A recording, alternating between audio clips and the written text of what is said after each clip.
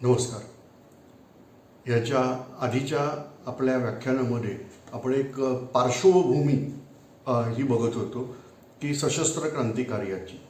आता आपण सशस्त्र क्रांतिकारकांची जी माहिती आहे ही एक काय म्हणतात त्याला एक साल धरत वर्ष धरत आपण पुढं शिकणार आहोत. म्हणजे एक्झॅक्टली काय करायचं तुम्हाला थोडक्यात सांगतो की त्यावेळेला ब्रिटिश शासनाच्या काय काय गोष्टी होत होत्या त्याचा एक भाग, राष्ट्रीय सभेचं काय कार्य चालू होतं हा दुसरा भाग, आणि समांतर सशस्त्र क्रांतिकारकांचं काय चालू होतं हा तिसरा भाग. अशा 3 भागात आपण हे सगळं बघायचं. आता आपण याच्या आधीच्या व्याख्यानात बघितल्याप्रमाणे 1857चा जो काही स्वातंत्र्य समर आहे, राष्ट्रीय उठाव आहे, तो मिटल्यानंतर बराच काळ क्रांतिकार्य झालं नाही. आता इथं लॉर्ड मेकॉले याची जी थिअरी आहे ती खूप महत्त्वाची. लॉर्ड मेकॉले सांगतो त्याच्याप्रमाणे इंग्लिश शिक्षण घेतलेला, इंग्रजांकडं म्हणजे गव्हर्नमेंट जॉब करणारा आणि इंग्रजी वर्तमानपत्र वाचणारा असा जो कोण माणूस असेल तो ब्रिटिश सत्तेशी एकनिष्ठ राहील, ही पूर्ण त्यांची थिअरी होती. ही लॉर्ड मेकॉलेनी जी शिक्षण पद्धती आणली होती ती ही भारतामध्ये आदर्श कारकून क्लर्क तयार करण्यासाठीची शिक्षण पद्धती. याच्यामध्ये लॉर्ड मेकॉलेचं स्वप्न भारतीयांना, जसं समर्थ रामदास स्वामी म्हणतात, शहाणे करून सोडावे सकळ जन, असं नव्हतं. त्यांचा हेतू होता, जस्ट आठवायचा प्रयत्न करून बघा. आपण जी काही आपली सावरकर IAS स्टडी सर्कल या यूट्यूब वाहिनीवरती व्याख्यान आहे त्याच्यावर हे मी नमूद केलेलं आहे की जेव्हा सिकंदर म्हणजे अलेक्झांडर त्याच्या गुरुकडं, त्याचं नाव आहे ॲरिस्टॉटल, काही जण अरस्तू म्हणतात पण त्यांच्या भाषेतलं नाव आहे ॲरिस्टॉटल.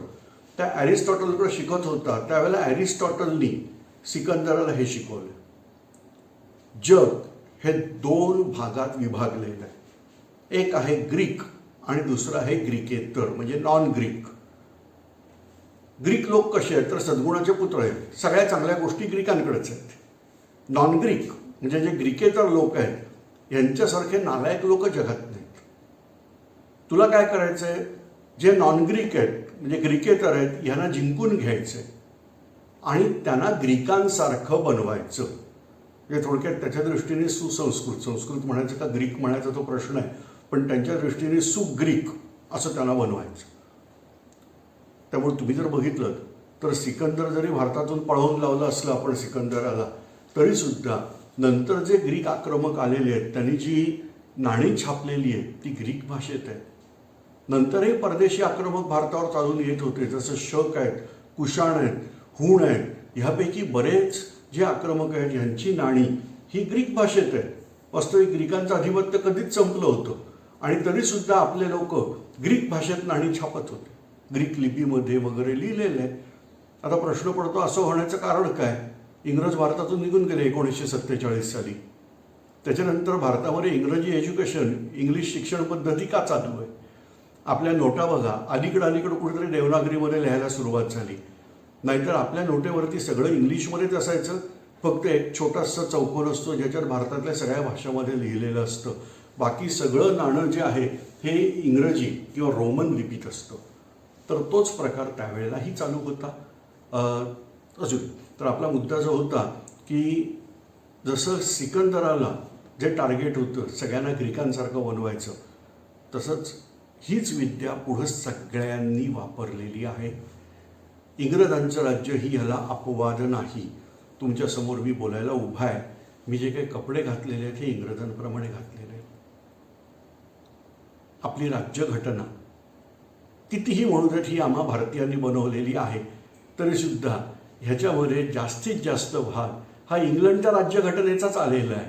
उरला सुरला आम्ही आयर्लंडकडून घेतला, जर्मनीकडून घेतला, अमेरिकेकडून म्हणजे USA कडून घेतला, कॅनडाकडून घेतला, ऑस्ट्रेलियाकडून घेतला, साऊथ आफ्रिकेकडून घेतला. आमचं काय मग? आम्ही काय बनवलं? लक्षात येते. मी जेवढ्या देशांची नावं घेतली त्यातला जर्मनी वगैरे असं जर सोडला तर बाकी सगळे अँग्लो सॅक्सन वंशाचेच लोक आहेत. त्यांच्याच तर सगळ्या गोष्टी आपण उचललेल्या आहेत. आता हाच प्रकार तुमच्या लक्षात येईल की माझं बोलणं 10 सरळ वाक्य मला इंग्लिश शब्द घातल्याशिवाय बोलता येत नाही. जेव्हा आमचे पूर्वज होते, वराहमीर वगैरे असली मंडळी जी कोण होती, त्यावेळेची वाक्य आहेत त्यांची, न वदेत यावनी भाषा, यवनांच्या भाषा बोलू नये. यवन म्हणजे ग्रीक त्यांच्या हिशोबात त्यावेळेला. तर ह्या भाषा आपण बोलायच्या नाहीत. असू दे. तर इथे इंग्रजांनी आपलं इंग्रजीकरण चालू केलं भारतीयांचं, की भारतीयांवरती इंग्रज आचार विचार बसवायचे, इंग्रजांप्रमाणे राहायला शिकवायचं, इंग्रजांप्रमाणे विचार करायला शिकवायचं. लॉर्ड मेकॉले यातला अग्रेसर माणूस. आणि त्यामुळं जवळपास 1880 सालापर्यंत हे सगळं योग्य चालू होतं. योग्य म्हणजे ब्रिटिशांच्या दृष्टीने योग्य चालू होतं. इथं ब्रिटिशांच्या सगळ्या सिद्धांताला धक्का देणारी सगळ्यात पहिली मोठी गोष्ट झाली ती म्हणजे आद्य क्रांतिकारक वासुदेव बळवंत फडके यांनी केलेला उठाव. आपण आता त्याच्यावर फोकस करूया. वासुदेव बळवंत फडके हे कोकणामध्ये रायगड जिल्हा, त्यावेळेचा कुलाबा जिल्हा, आता रायगड जिल्हा, पनवेलजवळ एक छोटंसं गाव आहे 11 किलोमीटरच्या आसपास, शिरढोण असं नाव आहे.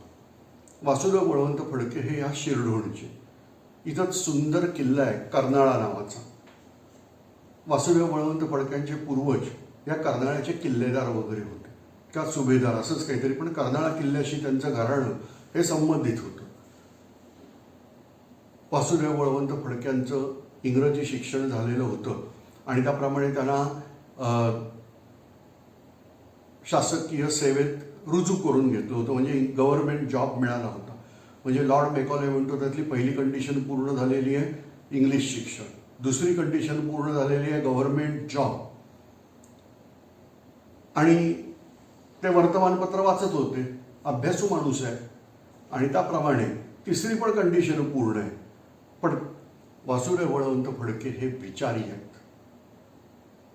त्यांनी भारताच्या सगळ्या दैन्यावस्थेबद्दल विचार केला. लक्षात घ्या, त्यावेळेचं ब्रिटिशांचं राज्य हे एक्सप्लॉयटिंग म्हणजे शोषण करणारं ह्या प्रकारचं होतं. कर रूपाने प्रचंड मोठी रक्कम ही शासन वसूल करत होतं. यातली प्रचंड संपत्ती ही परदेशामध्ये चाललेली होती अनेक प्रकारे, आणि त्यामुळं दारिद्र्य हे आपल्याकडे आलं होतं. वेगवेगळे दुष्काळ पडायचे. दुष्काळ पडल्यानंतर शासन कोणतीही योजना करत नव्हतं, आणि त्यामुळं आपल्या लोकांचे खूप हाल होत होते. ह्या सगळ्या गोष्टी घडत असताना लोक चिडणं स्वाभाविक आहे. वासुदेव बळवंत फडके असेच चिडले. पुण्यामध्ये वेगवेगळ्या संघटना होतात. जनरली बऱ्याचशा चांगल्या गोष्टी ज्या आहेत त्या पुण्यातूनच सुरू होतात. तर त्याप्रमाणे ग वा जोशी या नावाचे एक गृहस्थ आहेत, जे कुठेतरी साताऱ्यात त्यांचा जन्म होता पण ते पुण्यात आले, आणि त्याच्यानंतर पुण्यात एक त्यांनी सार्वजनिक उपक्रम चालू केला लोकांना एकत्र करणं. त्याचं नाव आहे सार्वजनिक सभा, आणि मग लोकांनी हळूहळू त्यांना नाव ठेवून दिलं सार्वजनिक काका. तर इतिहासामध्ये सार्वजनिक काका या नावाने प्रसिद्ध असणारी व्यक्ती म्हणजे ग वा जोशी यांच्या व्याख्यानांना फडके जायला लागले, आणि हळूहळू फडके स्वतःही व्याख्यानं द्यायला सुरुवात केली. व्याख्यानाला गर्दी व्हायची. फडके साहेब काय बोलतायत हे लोकांना पटायचं, पण कृती होत नव्हती. जे ब्रिटिश सत्तेविरुद्ध उठाव करायचा हे मात्र पुण्यातून काही होत नव्हतं. आणि मग अशा वेळेला त्यावेळेला ज्या काही जाती जमाती होत्या त्यापैकी रामोशी नावाची एक जमात ही महत्त्वाची. त्यातले दौलतराव रामोशी हे वासुदेव बळवंत फडक्यांच्या बरोबर उभे राहिले, आणि वासुदेव बळवंत फडक्यांनी उठावाला सुरुवात केली. आता वासुदेव बळवंत फडक्यांचं प्रेरणास्थान कोण? जास्ती लांब जायची गरज नाही. पुण्यातून ज्या व्यक्तीने स्वराज्य निर्मिती सुरू केली ते म्हणजे छत्रपती शिवाजी महाराज. सुरुवात केली पुण्यातून. हळूहळू मराठ्यांचं साम्राज्य भारतभर पसरलं. 2/3 भारत मराठ्यांच्या राज्यात होता, हातात होता. तर तो जो प्रकार आहे तोच वासुदेव बळवंत फडक्यांनी ठरवलं करायचा. इंग्लंड विरुद्ध युद्ध आपण पुण्यातून सुरू करायचं. आता युद्ध सुरू करायचं म्हणजे काय, तर सगळ्यात पहिलं तुमच्याकडे शस्त्रसामुग्री पाहिजे, त्याच्यासाठी तुमच्याकडे धन असलं पाहिजे. ब्रिटिशांच्या नोकरीत कारकून पदावरती काम करणारा माणूस एवढं काम करू शकत नाही, आणि मग अपरिहार्य असतं त्यांना लुटालूट करणं होतं.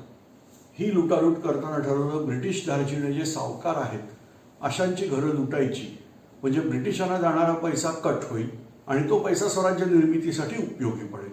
या पद्धतीत वासुदेव बळवंत फडके, दौलतराव रामोशी आणि त्यांचे सहकारी यांनी कृती योजना चालू केली आणि पुण्याच्या आसपास वेगवेगळ्या ठिकाणी दरोडे घालून धनसंपत्ती जमा करायला सुरुवात केली.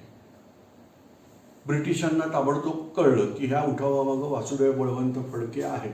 अर्थात हे सगळं मोठं आहे, मी सगळं डिटेल सांगत नाही आहे, पण हे बरंच मोठं मॅटर होतं.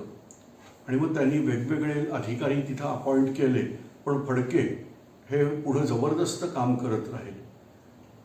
आणि मग शेवटी कुठेतरी डॅनियल नावाचा अधिकारी हा आणण्यात आला. डॅनियलला भारतीयांचा अभ्यास चांगला होता. त्यांना माहिती आहे पैशासाठी भारतीय लोक वाटेल ते करतात. सगळेच नाहीत, पण बरेच जण. नाहीतर मला सांगा, जालियनवाला बाग हत्याकांड जे काही झालं त्याच्यात आपण डायरला शिव्या देऊ शकतो, परदेशी होता हो बोलून चालून तो. त्यांनी ऑर्डर दिली फायरची, पण ते अंमलात आणणारे कोण होते? भारतीय सैनिकच होते ना. का सरकारी नोकरीत आहे, कोर्ट मार्शल होईल, काहीही असू दे, पण आपल्याच बांधवांना आपणच मारत होतो म्हणून तर ब्रिटिश राज्य करू शकत होते. गढवाल पलटणीसारखं त्यावेळेची पलटण का नाही वागली? गढवाल पलटणीने आदेश पाळायला नकार दिला होता वरिष्ठांचे, तर तो प्रकार व्हायला पाहिजे होता. तसं डॅनियलनी उद्योग केला. पुण्यामध्ये पोस्टर्स चिकटवली ज्याच्यात वासुदेव बळवंत फडक्यांचं संभाव्य जे चित्र माहिती होतं त्याप्रमाणे चित्र, आणि ह्याला जिवंत अथवा मृत पकडून देणाऱ्यास किंवा यांची योग्य ती माहिती देणाऱ्यास 10 सहस्त्र म्हणजे 10,000 रुपयाचं पारितोषिक. यानंतर काही दिवसातच पुण्यामध्ये दुसरी पोस्टर लागली डॅनियलची, आणि फडक्यांनी सांगितलं हा डॅनियल, याला जिवंत अथवा मृत माझ्याकडे आणून देणाऱ्याला 25,000चं पारितोषिक मिळेल. या रीतीने ब्रिटिशांच्या सत्तेला आरेला कारे हे तिथून म्हटलं गेलं. आणि यानंतर चक्क उरणपाशी येऊन एक दरोडा घातला गेला. उरण हे आजही मुंबईच्या जवळ आहे, त्यावेळेला तर अतिशय जवळ होतं, कारण बोटीतून जाणं येणं असायचं. मुंबई म्हणजे त्यावेळेची दक्षिण मुंबई आहे, आणि त्यामुळं मुंबईचे लोक हादरले की फडके आता इथपर्यंत येऊन पोचले. पण कालांतराने एका चकमकीमध्ये साताऱ्यामध्ये वर्धनगड नावाची जागा आहे, तर तिथं कुठेतरी चकमक झाली ज्याच्यामध्ये दौलतराव रामोशांचा त्यांना वीरमरण आलं.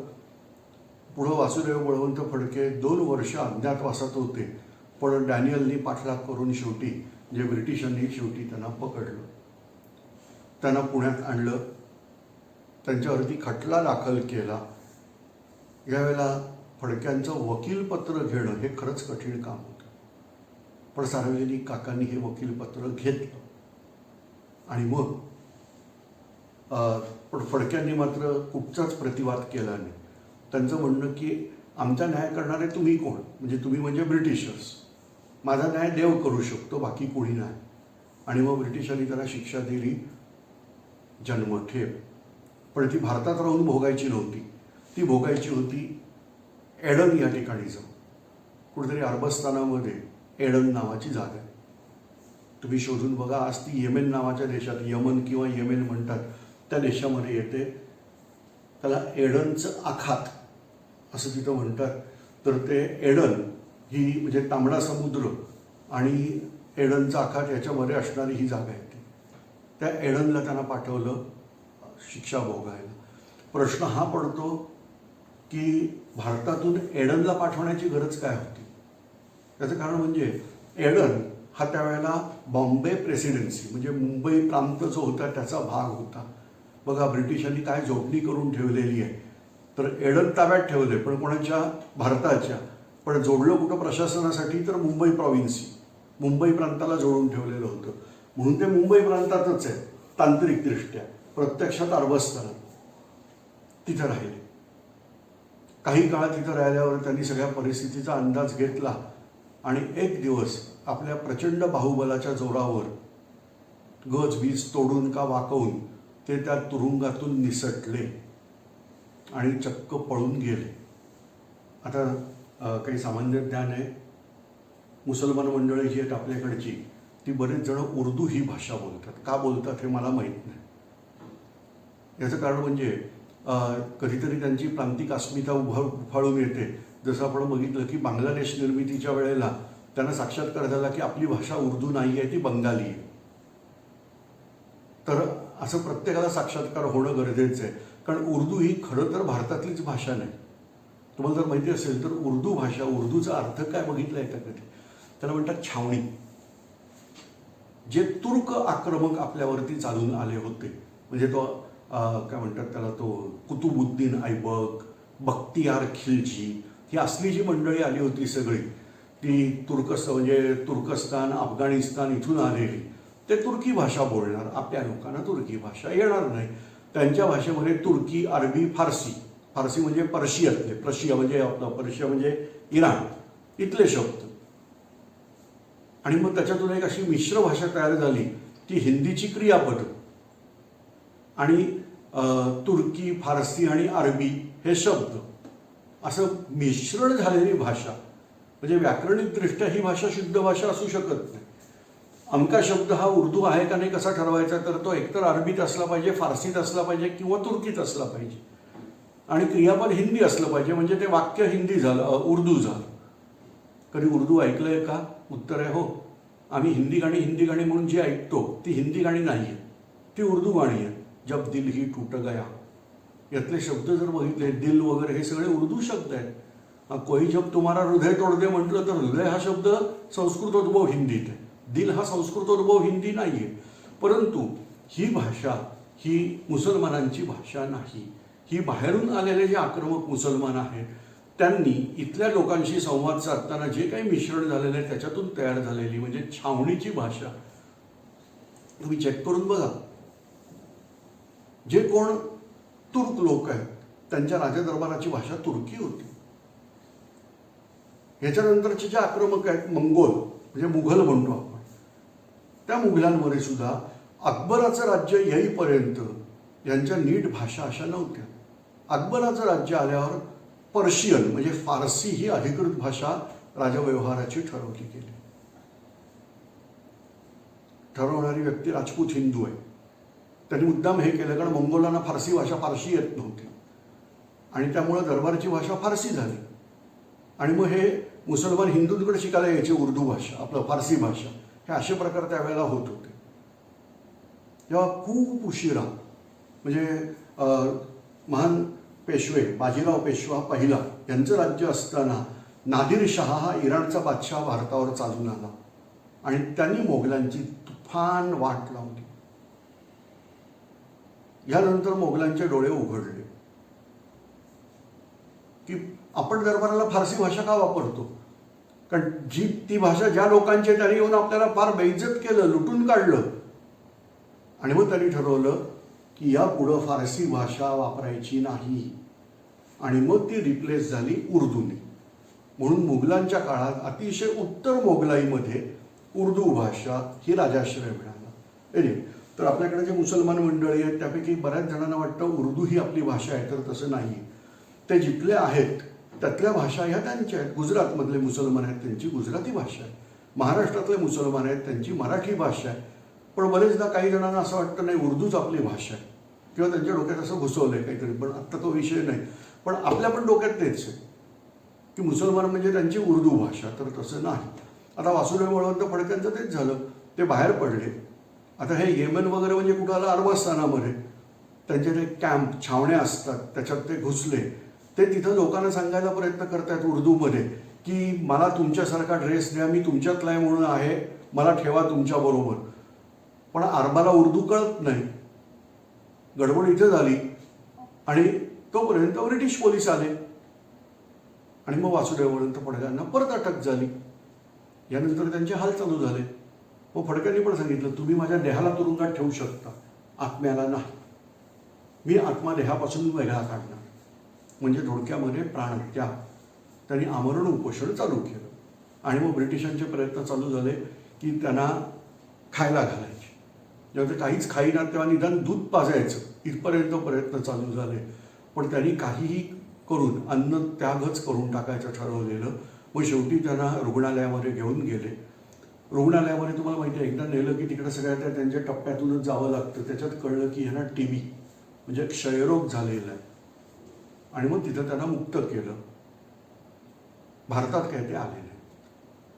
एका महान क्रांतिकार्याची ही अशी अखेर झाली. पण यामुळं ब्रिटिशांचे धाबे दणाणले. कारण मुख्य म्हणजे जो त्यांचा सिद्धांत होता त्या सिद्धांताला तडा गेलेला होता. आणि आता काहीतरी काळानुरूप म्हणजे 1818तल्या सिद्धांताला चिकटून राहायची गरज नाही. 1885 साल उजाडलेला आहे, तर काळानुरूप काहीतरी बदल केले पाहिजेत. आणि मग नवीन सिद्धांत तयार झाला, ते म्हणजे राष्ट्रीय सभेची स्थापना करायची, म्हणजेच काँग्रेसची. कारण माणूस चिडला की बडबडतो, त्याला बडबडू द्यायचं म्हणजे त्याचा राग शांत होतो. आणि मग तो उठाव बिठाव करायला जात नाही. जर त्याला बोलूनच दिलं नाही तर उठाव करायला जातो. आणि मग ही एक मात्रा काढली. आणि मग एक निवृत्त सनदी अधिकारी, म्हणजे त्यावेळेला ICS नावाची परीक्षा होती, तर तो निवृत्त सनदी अधिकारी, त्याचं नाव आहे ॲलन ह्यूम, यांनी पुढाकार घेतला आणि राष्ट्रीय सभा म्हणजेच काँग्रेस, इंडियन नॅशनल काँग्रेस अशा पक्षाची स्थापना करायचं ठरवलं. त्यावेळेला भारतात वेगवेगळ्या संघटना ऑलरेडी तयार झाल्या होत्या. जसं पुण्यामध्ये सार्वजनिक सभा होती, कलकत्त्यामध्ये म्हणजे बंगाल प्रांतामध्ये तेव्हा सुरेंद्रनाथ बॅनर्जी यांची नॅशनल कॉन्फरन्स होती. दक्षिण भारतामध्ये मद्रास नेटिव्ह असोसिएशन नावाची संस्था स्थापन झाली होती. अशा विविध संस्था ह्या स्थापन झाल्या होत्या. पण यांनी ठरवलं की ह्या सगळ्यांचं एकत्रीकरण करून संपूर्ण भारतावर, अखिल भारत स्तरावरती एकच संघटना उभी करायची. मग याचं यजमानपद साहजिकच आहे, अशा कोणत्याही चांगल्या गोष्टी असवायच्या असल्या तर त्या पुण्यातूनच व्हायला पाहिजेत. त्याप्रमाणे ह्याचं यजमानपद पुण्यामध्ये आलं. सार्वजनिक सभेने ह्याचं यजमानपद स्वीकारलं आणि राष्ट्रीय सभेची स्थापना पुण्यामध्ये व्हायचं ठरलं. पण त्याच वेळेला पुण्यामध्ये प्लेगची साथ सुरू झाली आणि मग पुण्याच्या जवळ मुंबई आहे म्हणून मुंबईमध्ये ही स्थापना करायचं ठरवलं. आणि त्याप्रमाणे सेठ तेजपाल संस्कृत पाठशाळा या ठिकाणी डिसेंबर 1885 राष्ट्रीय सभेची स्थापना इथं झाली. तरी 71-72 जणांनी ते सभा अटेंड केली पहिल्या वर्षीची. त्याच्यानंतर हळूहळू करत बदलाबदली होत गेली. वेगवेगळ्या ठिकाणी भारतात या राष्ट्रीय सभेची अधिवेशनं व्हायला लागली आणि त्याच्यामुळं एक प्रकारचा संवाद हा ब्रिटिश सरकार आणि भारतीय याच्यात व्हायला लागला. ब्रिटिशांची जी योजना होती म्हणजे त्यांनी कधी घेतली ही की एक मोठं क्रांतिकार्य झाल्यावर, तोपर्यंत हे नव्हतं. म्हणजे काही जण म्हणतात की हे क्रांतिकारकांनी जे काही केलंय त्याचा आउटपुट काय. इथं आउटपुट आहे सरळ सरळ की सगळ्यात पहिलं म्हणजे ब्रिटिशांनी पुढाकार घेऊन आपली संघटना उभी करून दिली. आता काही जण याला म्हणतात सेफ्टी बॉल थेअरी. तुम्हाला माहिती असेल तर आपला जो प्रेशर कुकर असतो त्या प्रेशर कुकरमध्ये पाणी उकळून त्याची वाफ करतात आणि त्या वाफेचा दाब निर्माण केला जातो. वाफेमध्ये प्रचंड शक्ती असते. अख्खी रेल्वेगाडीचं इंजिन केवढ्या जोरात निघतं त्याच्यामुळं. तर त्याच्यामुळे ह्याच शक्तीचा वापर करायचा असं आपण ह्याच्यात प्रेशर कुकरमध्ये होतं.